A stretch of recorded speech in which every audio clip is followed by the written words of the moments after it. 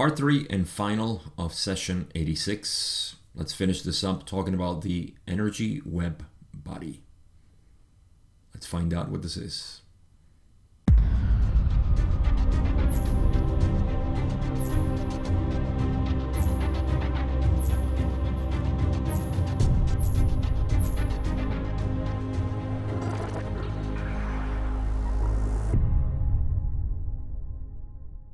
So in the last part, we got as far as we could, which was the end of the conversation on dreaming and the activity of sleeping / dreaming. There's a couple of things that to me, they refer to sleeping or deep sleep and other aspects of refreshing the body.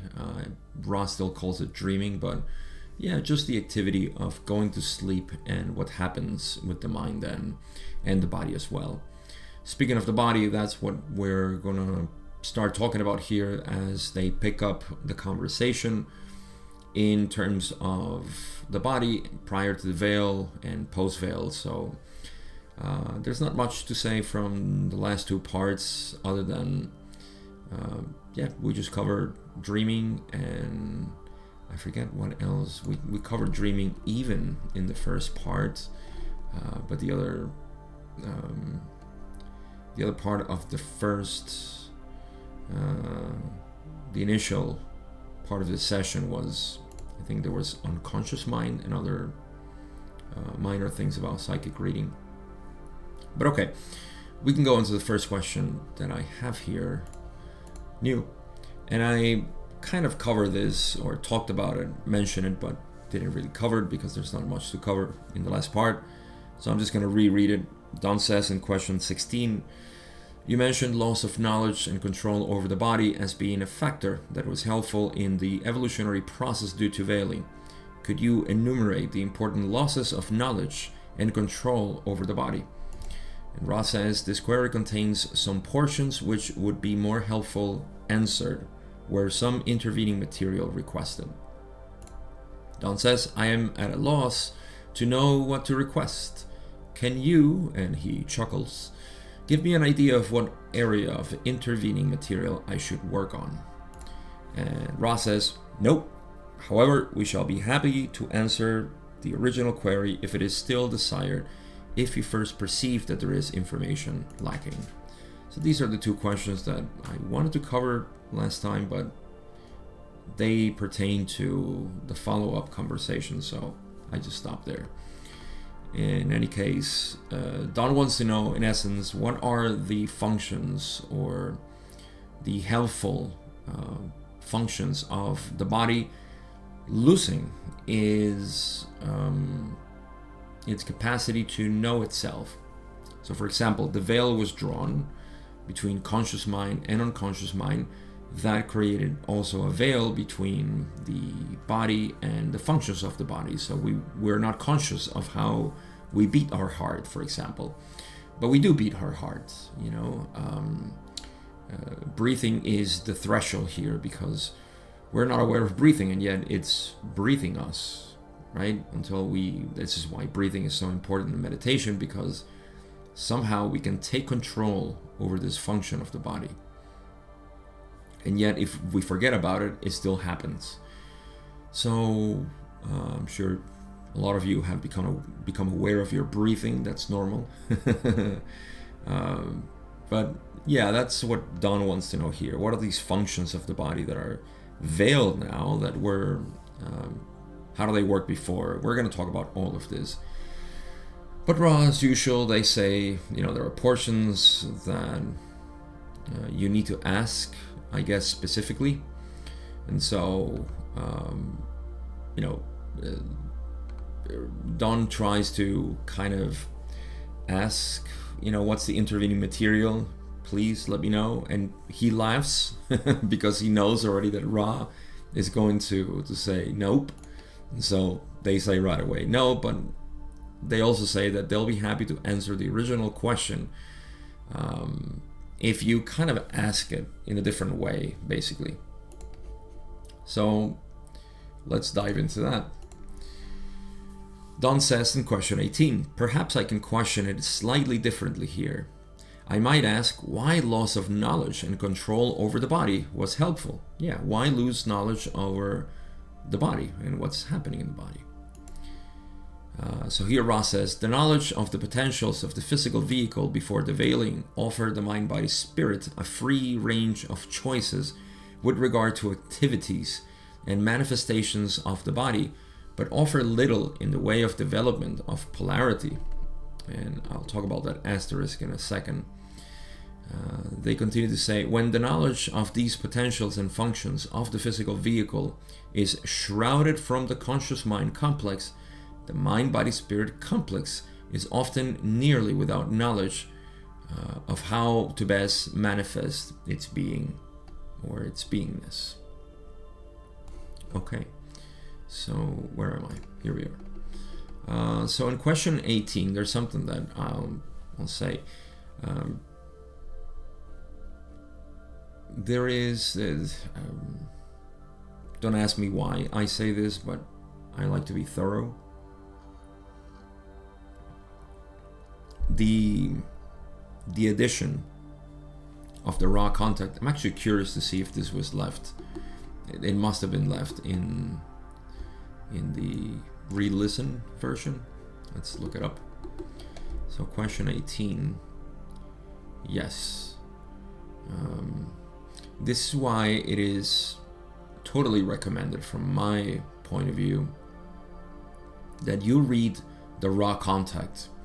So let's get a little bit nerd with the material here. There is the re-listen version, which is almost a complete, if not complete, transcript of the whole Q&A, everything that we can listen to in the audios. And then there is the raw contact, which is this book. You can get in Amazon. If you're watching YouTube, you can see it. Why did this happen? Here it is. Okay, so we have that book. That's the raw contact, and you can find it online too, obviously free. And you'll be able to read it directly. And so I recommend that you go to the format of the raw contact. Why? Because there are some edits that make it easier to read it, and one such edit is this one. Ra initially said here, if you go back to the question or the answer that they said the loss to the conscious mind of the knowledge, but that doesn't make sense, and I'll do my best to explain why. Because they begin to say the loss to the conscious mind of the knowledge of the potential of the physical vehicle. So far so good, right? They're trying to explain why the loss of consciousness of this knowledge of our body and the functions within. But then they say before the veiling, offer the mind, body, spirit. They're talking about post-veil, and then they move into pre-veil. We don't know why this was said this way. It just shows that Ra is not an infallible source of information, especially because they were in a medium of contact, and that's just the nature of these channelings. So some incoherence might be present. They have done a tremendous work with this material, so we know that it has been very well combed, so to speak.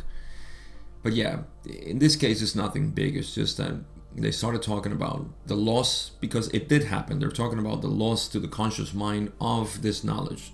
But then they move into talking about the conditions before the veil. So we're left with conditions before the veil, and then we can move on to post-veil. All right, so yeah, I just wanted to mention that. Okay, so what do they say? The knowledge of the potentials of the physical vehicle before the veiling offer the mind, body, spirit a free range of choices with regard to activities and manifestations of the body, but offer little in the way of development of polarity. So likewise, and they'll use the same example of sexual energy transfer, likewise, the knowledge of prevail prevented polarization. This can be understood, of course, as if I know everything, then I don't care about anything. See, I don't have a drive, a will. I don't have this narrow focus of attention to drive my life and my experience, thus increasing polarization in one way or another. So that makes sense. And Ross says, when the knowledge of these potentials and functions of the physical vehicle is shrouded, so when the veil is drawn, the conscious mind complex, the mind-body-spirit complex, is often nearly without knowledge of how to best manifest its beingness. I think there was also a correction here. Body complex was removed. Okay, so there might be another instance here where, oh no, this is no, that's later on. Okay, so oh no, there's an edit here in mind, body, spirit, but that's already, yeah, they say mind, body, spirit complex. So in essence, I'm just saying this because if you listen, you can actually go to lawofone.info and listen to the to the audio. If you listen to it, you'll see that Ra says the loss to the conscious mind of the knowledge. That's how they start. And they also say mind, body, spirit complex when they say offer the mind, body, spirit complex a free range of choices. So complex was removed, and also the beginning of the answer was removed for clarity. Complex was also corrected in session 87, so it wasn't an arbitrary decision. It was taken out of Ra making a correction later on. When Ra and Don corrected this in session 87. So, okay, let's finish this up. When they say, when the knowledge of these potentials and functions, so when the knowledge of these potentials and functions is taken away from the conscious mind, then there is, it leaves the conscious mind. When this is taken away from the conscious mind, it leaves it without knowledge of how to best manifest its beingness. So a lot of people would say, like, why would we handicap ourselves? Well, because that's what we need for polarization. Don't ask me. I wasn't there pre-veil. I don't know all the questions. I don't know all the answers. But it makes sense. It makes sense to me that you make it difficult. You see, imagine a game. People often forget this, or have a wrong notion that this is work, because we have this in our minds. We think that to accomplish things, you need to struggle and make an effort to it. And while this is true in the meaning of work as electricity, right? You have work being done by potential electricity.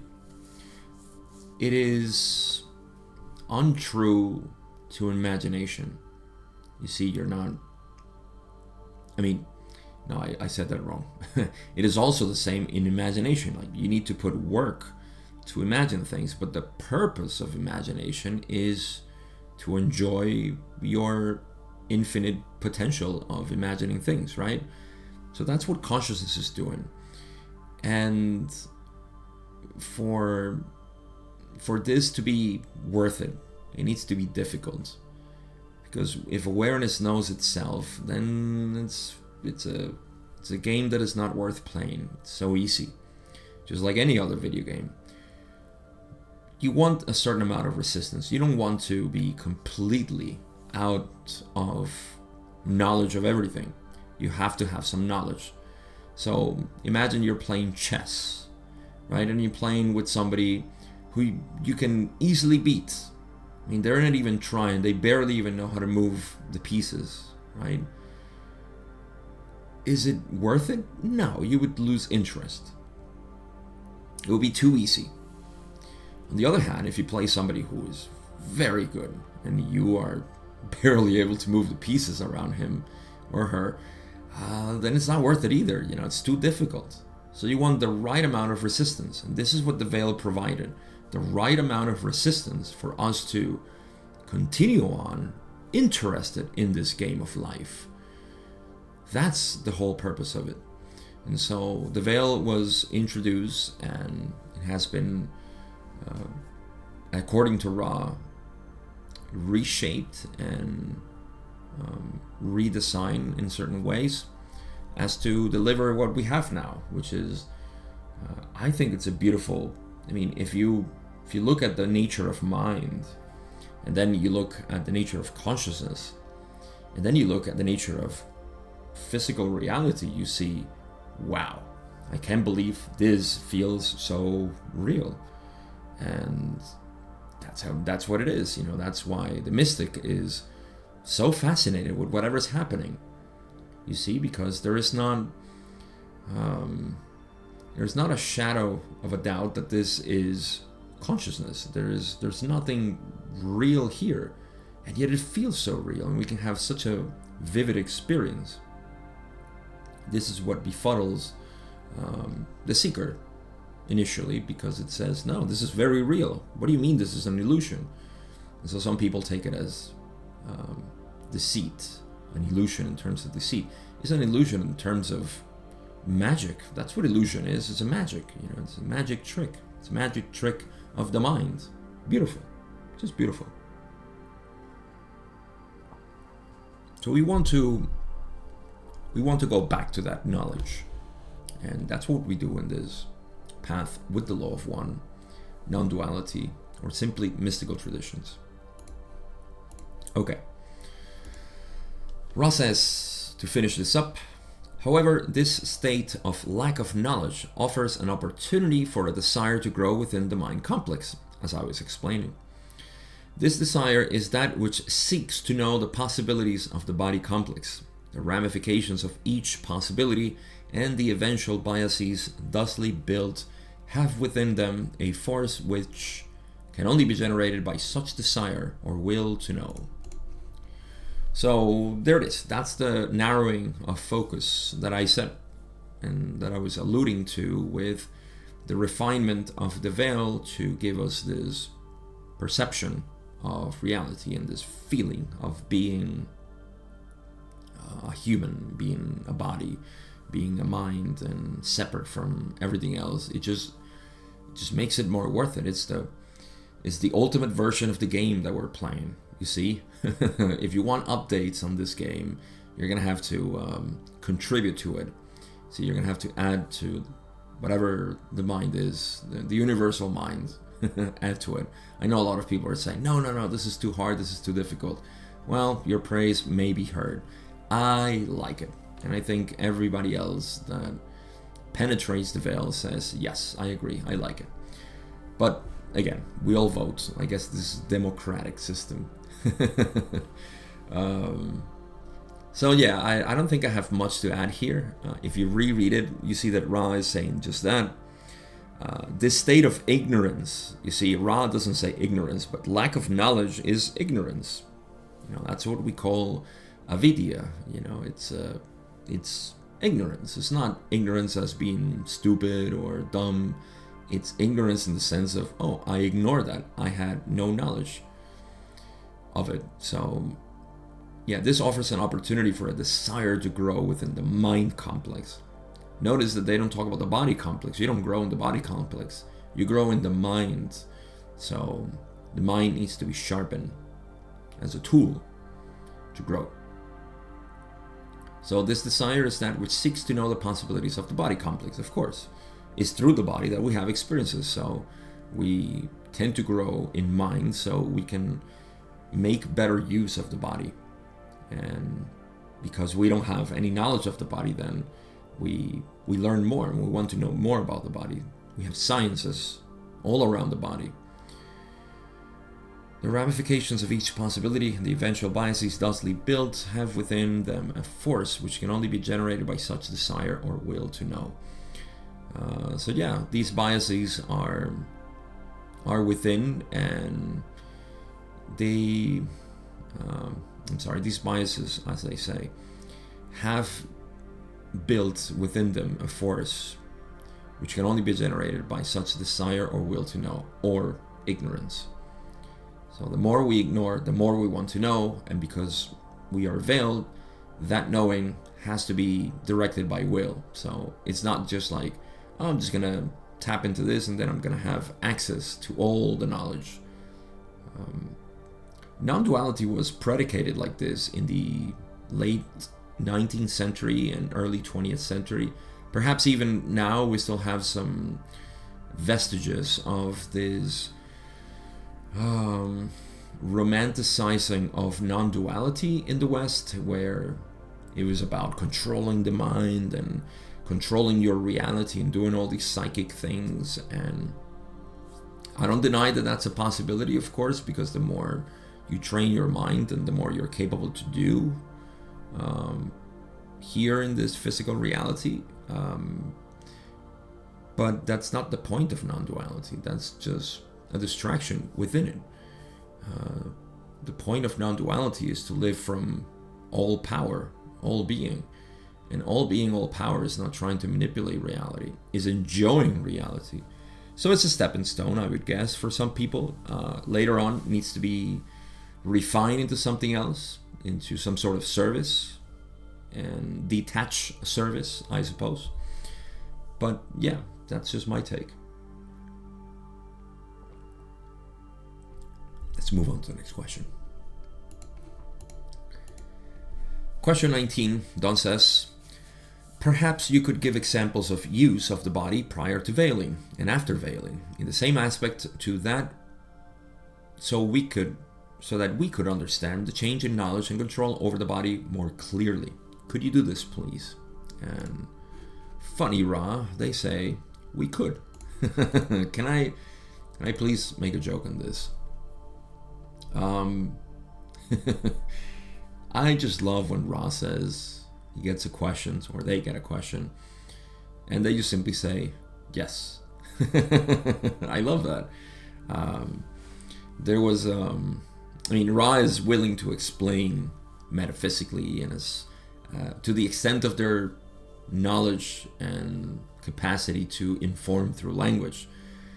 But this reminds me of first of all, I think this is funny. I think they're just being funny. It's their way of, winking their eyes, saying, we're playing with you. There was a Zen master, I forget who it was, who would sometimes, he would give conferences or gatherings, and somebody would ask a very complex scientific or metaphysical question, about what would be the driving force in nature to provide a vibration for things to become what they are, something like that. And the master would just look at the questionnaire, probably for like a minute or so, generate that awkward silence, or noble silence, as we know it too, and at the end just say yes, which I think is genius. I love it. And in Zen, of course, if you ask a physical question, you'll be answered with a metaphysical one, just to vex you. And if you ask a metaphysical one, they'll answer you with a physical one. So there's the joke or the story of the student asking the master for a knife, and the master gives the knife, offering the blade. Usually offer the knife, by holding the blade and giving, the pommel or the handle. And the student says, please hand it to me with the pommel. And the master says, what are you going to do with the pommel? That's the kind of thing that Zen masters pull. And it's always to vex you and shake you, to see what's going on in your head. In any case, what are you going to do with the pommel? Is that the right word? I think it is, or the handle of the knife. You know what I mean. All right, so of course, Don says in question 20, will you do this? Ra says, yes, let us deal with the sexual energy transfer. Before the veiling, such a transfer was always possible due to there being no shadow upon the grasp of the nature of the body and its relationship to the other mind, body, spirits in this particular manifestation. Before the veiling process, there was a near total total lack of the use of this sexual energy transfer beyond green ray. So this is the example that I said they were going to make, and it has to do with sexual energy transfer, of course. Because I can be a little bit naughty here, I can say that Ra always uses sexual energy transfer as an example because they excelled at that in their third density. So they were very sexual.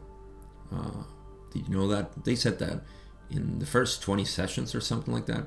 I forget when. Maybe later on. Second book, maybe. No further than that. Yeah, they said that they concentrated a lot in sexual energy transfer. So they know what they're talking about. And so, what are we dealing with? One such example of what Don wanted to know, which was give examples of the body prior to veiling and after veiling in the same aspects, so he can understand, the knowledge and control over these functions. You see, so we know already from the past sessions that Ra specifically said that this veiling of the mind created in sexual energy transfer the capacity to seek with more intensity that green ray activation and transfer, which is what sexual energy transfer is about. So when you introduce the veil, then sexual transfers are not possible all the time. There are attempts because the physical body will attempt to have sexual intercourse, but not necessarily would happen this transmission of love. So the initial drive is not love, is actually lust, libido, which was Freud's favorite word, I guess, for this explanation of the nature of reality. So that change in the past, talking about pre-veil conditions, experiences without veil, everybody was having an energy transfer, sexual energy transfer. So it wasn't not much to it. It wasn't a novelty. You see, it wasn't something that, wow, how did that happen? So there's a lot to say about veiling yourself. I mean, I know some people have this question. Why? I mean, I want to experience everything in maximum capacity and so on. Well, play with your imagination. Do the same thing and tell me if you have the same amount of fun. In your imagination, you are God Almighty, right? You know everything. You don't experience anything if you're that. Whatever imagination you can possibly create is going to be dull. It's going to be pallid, languid. You see?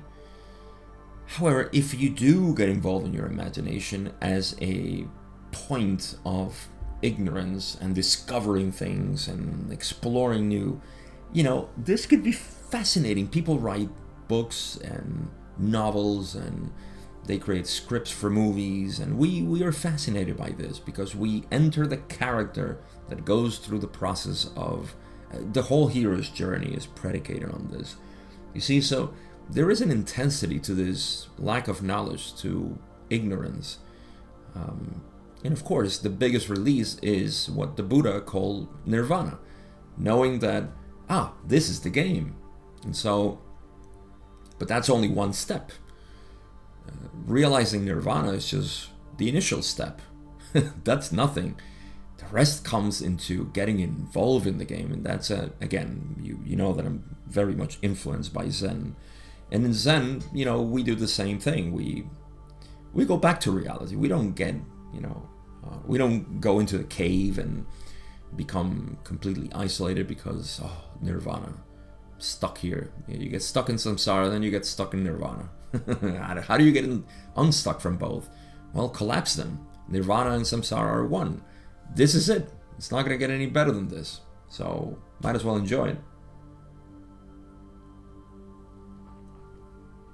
This is the concept that was refined as the bodhisattva in Mahayana, I believe, and later on in Zen was just a given, that achieving liberation is not for yourself. That would be very selfish. It wouldn't be. So we're forgetting about everybody else. Where's our compassion? No compassion. All about myself. So we go back, bodhisattva is the idea that anybody who reaches nirvana wants to come back and say, dude, this is fun. Why are you suffering about this? That's essentially what we do. Sorry to make it so colloquial, but that's what it is, It's shaking somebody by the shoulders and saying, stop suffering, it's fun. But we need to become a little bit more delicate with how we do this, because you can go crazy, trying to explain this. And Ra talked about this. When you make contact with intelligent infinity, then service to others is automatic, because it's just a way of radiating that which that contact with intelligent infinity to me is nirvana. There's nothing beyond intelligent infinity. There's nothing beyond nirvana, which is the source of you, the nature of happiness, the nature of you. So I don't know how I got sidetracked to all of this. I guess just enjoying the fact that this is a veiled experience. So before the veiling process, there was a near total lack of the use of this sexual energy transfer beyond green ray. You see, that's all we did. There was no desire to seek more, because everybody knew. So no activities in the higher energy centers. Okay, what else did they say? They continue and say, this also due to the same unshadowed knowledge each had of each. Right, so unshadowed, no veiling, everybody knew who everybody was. Just the self, that's it. There was, in third density then, little purpose to be seen in the more intensive relationships of mind, body, and spirits, which you may call those of the mating process, since each other self was seen to be the creator, and no other self seemed to be more the creator than other. So, very little, if not a total lack, like Ross said, differentiation, of course. And we know differentiation here in third density. So there was no desire to have intensive relationships, and this growth that comes out of that, polarity gained, potential polarity in every single relationship. I wouldn't even call this sexual energy transfer potential, but just energy transfer in general, of the potential of polarization in each interaction that we have with people. So all of this is intensified here, is potentiated by the lack of knowledge. So yeah, this makes sense. I don't think I have much to say here. It's all about what the veil brought. And of course, we're talking about the body. Let's not derail from that. The body is the way in which we experience reality. So by having this ignorance, this lack of knowledge, there is a drive to know more about me and about others. So that is what creates the potential for polarization. What else do they say? And this is a long answer. They say, after the veiling process, it became infinitely more difficult to achieve green ray energy transfer due to the great areas of mystery and unknowing concerning the body complex and its manifestations. However, also due to the great shadowing of the manifestations of the body from the conscious mind complex, when such energy transfer was experienced, it was likelier to provide catalysts which caused a bonding of self with other self in a properly polarized configuration. So this is another thing that this bonding, let me get to that in a minute. After the veiling process, it became infinitely more difficult to achieve green ray energy transfer. That's what I said, it's all lust. Sex was associated with just reproduction. And I mean, we can see this in society not even too long ago, where women were supposed to be what is it called, a mare, a breeding mare for men, or for for the country in general, because hey, you need to produce heirs, or you need to produce warriors, or you need to produce workers. It was just like a total machine, and women were just that cog in the machine that produced babies. So that's not a very enlightened way to see reproduction, or what precedes reproduction, which is the act of love, the act of becoming, collapsing that distance between two people.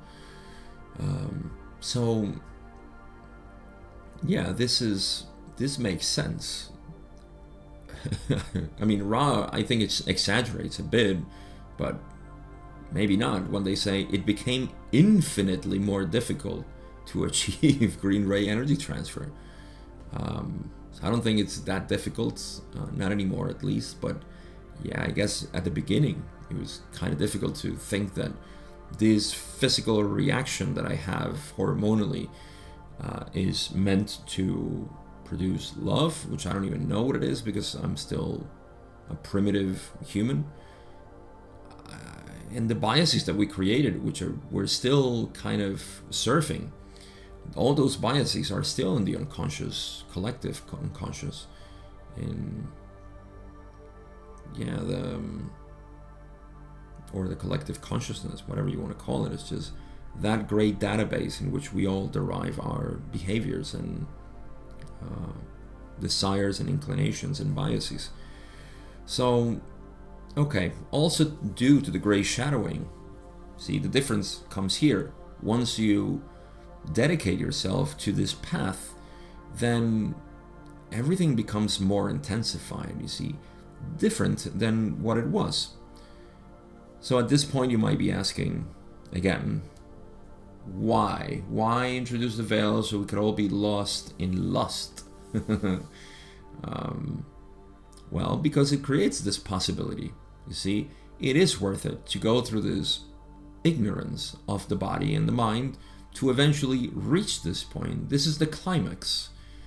You see, if you see planet Earth as one being, and you remove yourself from the equation and say, oh, poor me, I have to suffer this plan that somebody made and blah, blah, blah. It was you who created it, so stop blaming it on somebody else. So instead of doing that, you simply see the planet, just look at it as a story. You don't exist.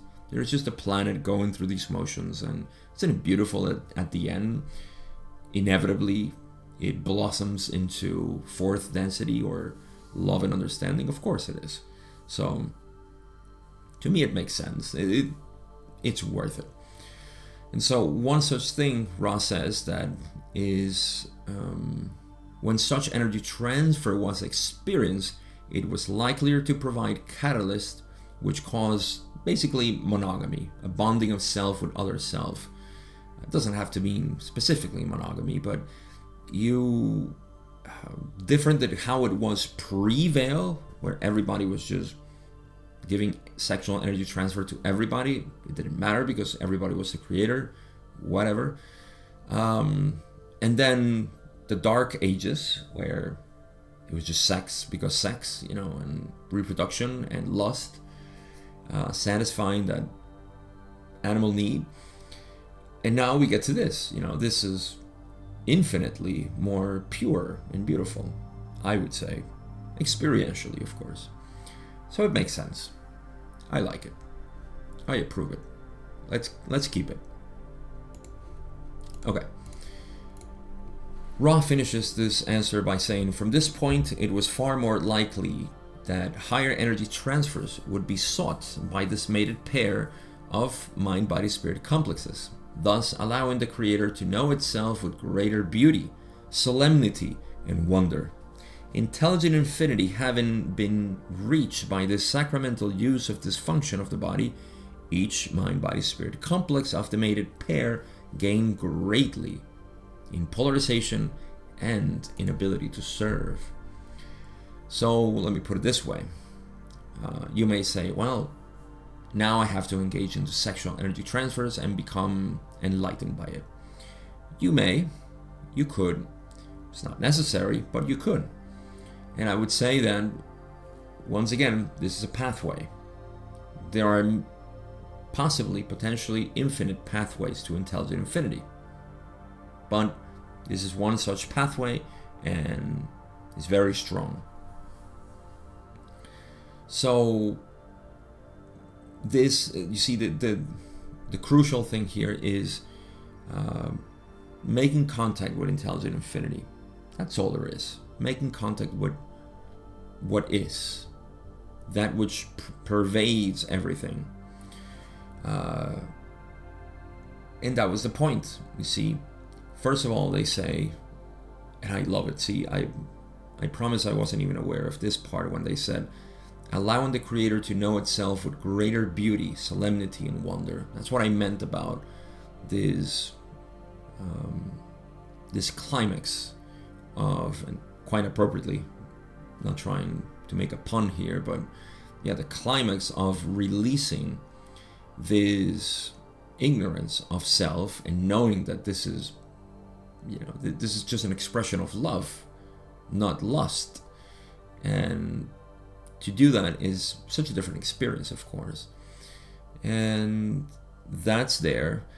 And also that, of course, the more we do this, the higher the experiences will be, right? That's what the higher energy transfers would be sought with this sexual energy transfer. And you would be seeking more and more towards that, farther away from that lower levels of sex, which is just the lust. And the higher you move into this with your mated pair, because it doesn't work with just randomly anybody. I don't think that level of penetrating the veil together is something that is available right away.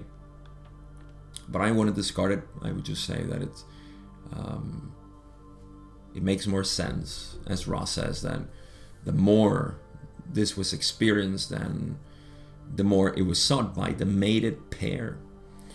And yeah, that would create this sacramental use of the function of the body, you see. And yeah, that would definitely gain in greater polarization. Touching intelligent infinity or making contact with intelligent infinity, regardless of what pathway you use, will yield this polarization. And of course, ability to serve, like I said.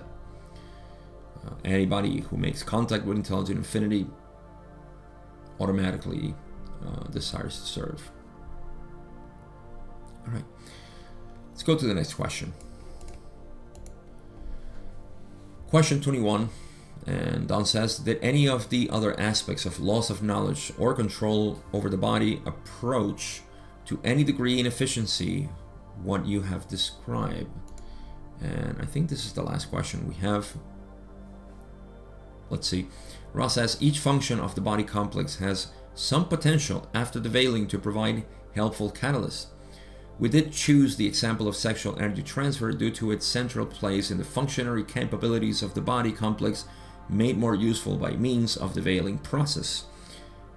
Which I would add, again, that they were very sexual, so I think that's what they use it too. Come on, Ra. Be honest. Be honest. But all right, let's talk about this. Yeah, each function of the body complex has potential after the veiling to provide helpful catalysts. I can't come up with an example right now, but yeah, well, I was very sexual too. am still very sexual, so I know what they mean, and I agree with this example. So we did choose the example because the functionary capabilities of the body complex made more useful by means of the veiling process. Yeah, I guess since we got the full picture, we can say that. So yeah, this is simply saying each of the functions of the body was capable of providing catalysts in this way, right? Did I skip? Yeah, let's read this. I don't know how I skipped this. But Ra is saying here, this is the second to last question, the penultimate. Ra says this instrument grows somewhat low in energy. We would prefer to retain the maximal portion of reserve energy for which this instrument has given permission. We would therefore ask for one more full query at this working.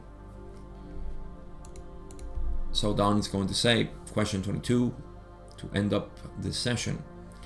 I will assume that the veiling of the sexual aspect was of great efficiency because it is an aspect that has to do totally with a relationship with another self. It would seem to me that the bodily veilings having to do with other self interaction would be most efficient, and those only related to the self be lower in efficiency in producing either positive or negative polarization. Am I correct in this assumption? Pretty good question, actually. And Ross says, you are correct to a great extent. Perhaps the most notable exception is the attitude of one already strongly polarized negatively towards the appearance of the body complex. There are those entities upon the negative path which take great care in the preservation of the distortion your peoples perceive as fairness, ugliness. This fairness of form is, of course, then used in order to manipulate other selves. May we ask if there are any brief queries? And I didn't cover the last question, although it's long, but it's all about, just giving information about the contact and how to maintain the channel or the instrument, Carla, more specifically. So I won't cover that. So really good question by Don, realizing that, one of the things that of great efficiency of sexual energy transfer is because you see, look at what happened pre-veil. There used to be this everybody's everybody, everybody's God, source, intelligent infinity. There is no such distinction as me and you. I mean, perceptually it is, but I know everything. I am not ignoring your nature and my nature. When this happens, then what before used to be a very pallid experience, now it is a very strong, other selves become the focus of our attention, whether in the positive or the negative path, right? So that is what Don is noticing here. This great efficiency has to do because there is a relationship with another self.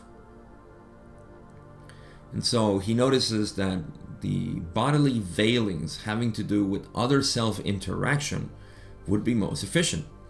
And those only related to the self be lower in efficiency in producing either positive or negative polarization.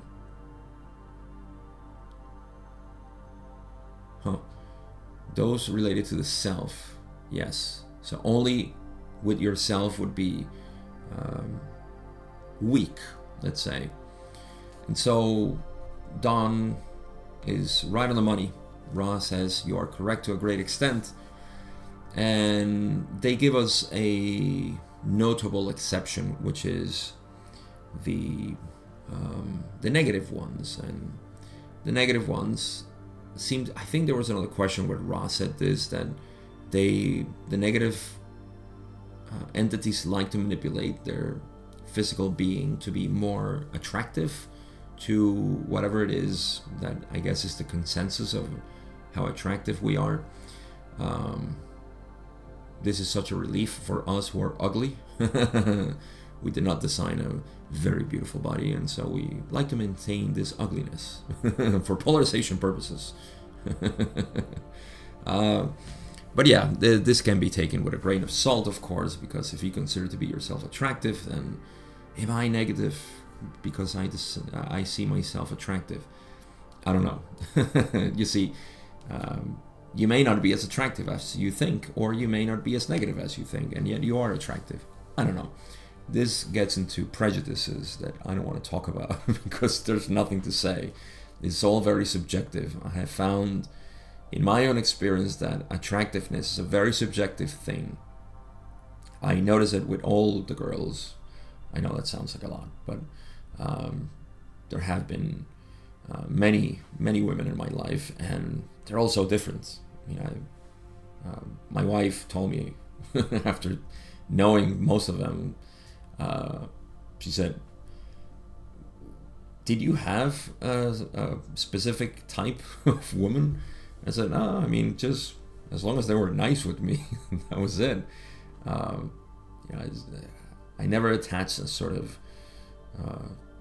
preference. So yeah, when I look back, I see that I just didn't. I wanted all kinds of experiences with women, and yeah, I don't understand attractiveness. I know it from my point of view, but I know it's so subjective that it cannot be put out there. So I suppose this has to do more with manipulation, of course, which is what Ra's talking about. And I guess, for people who are sensitive to manipulation, like for example, you look at models or Instagram influencers or whatever. I'm not pointing fingers, but we have a sort of stereotype for men and women to look a specific way. And so that's because the mentality of the majority is to, look at a certain body or face or hair or, some sort of configuration as being extremely attractive.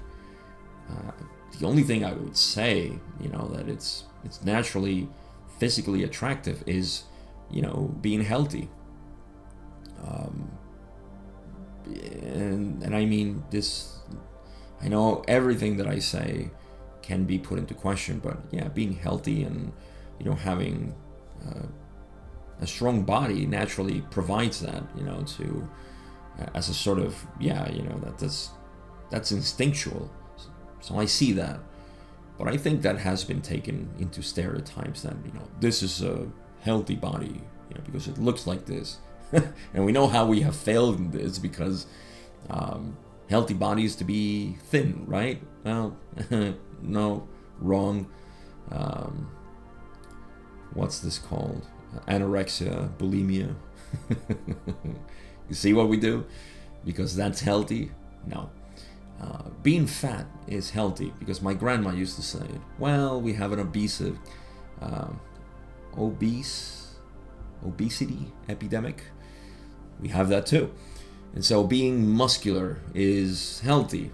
We have bodybuilders shooting all kinds of substances and hormones in their body and have huge muscles. Not healthy, man. It's not one particular thing. Being healthy is just, again, it can be subjective as well, but there are so many things. I don't mean to bring this conversation to cultural and social norms or ideas. We can stay a while here because, if anything, we can just highlight the fact that we humans have been very interested in the body. Where does that lead us? I guess it's independent on each of us, but all roads lead to Rome. That would be intelligent infinity. But alright, with that in mind, we come to the end of this episode and the end of this session. Conclusions.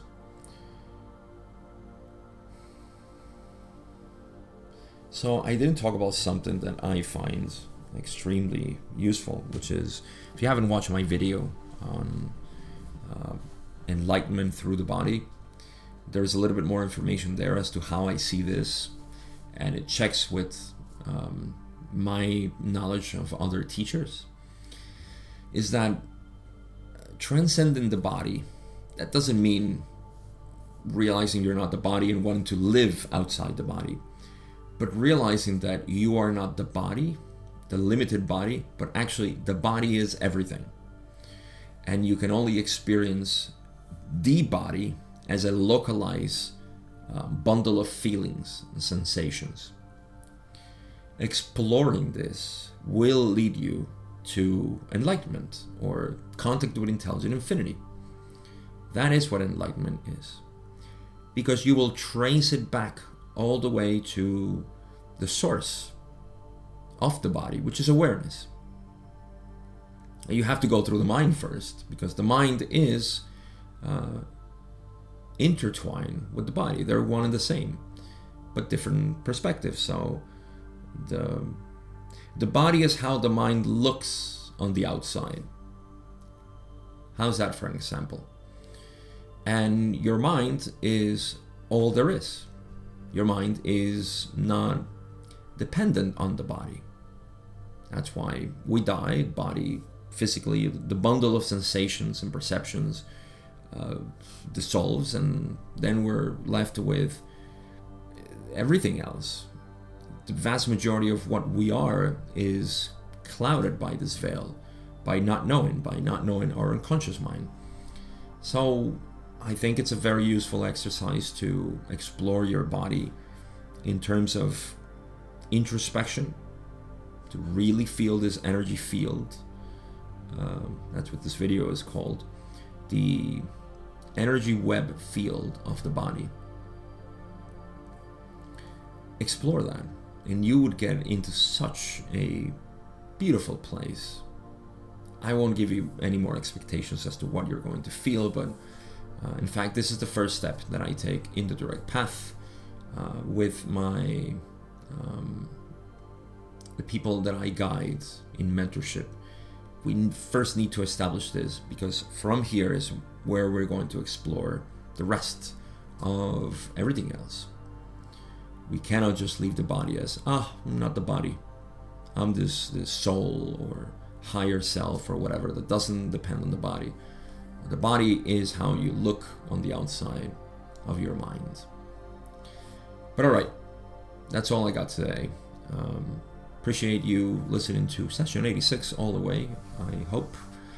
I have nothing else to say but gratitude for you being here as always.